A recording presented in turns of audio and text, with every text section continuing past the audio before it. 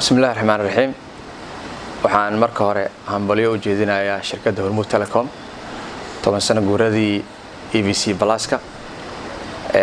heerkan quruxda badan oo soo gaaray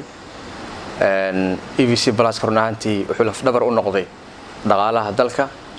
wuxuuna wax badan ka qabtay ummadda Soomaaliyeed meel walba joogaan inay wax isgaarsiiyaan dhaqaalaha ama lacagaha si qurux badan isu gaarsiiyaan asoo si transparent ah qofka u gaarayo tusaalahan EVC-ga sidoo kale wuxuu sahlay dirista shaqaalaha mushaaraadkooda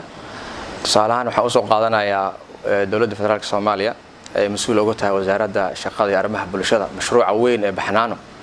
ee 200,000 oo qoys maanta dalka oo dhan oo wada dhan yahay 200,000 oo qoys waxaana gaarsiisa loo marsiiyaa EVC Plus-ka taas waxay ku tusinaysaa in EVC-gu uu sahliyo qof walbo oo aad rabto inaad wax gaarsiiso oo si sahal ku gaarayo sida ugu dhaqsiyaha badan sidoo kaleetana wuxuu ka qayb qaadanayaa transparency-ga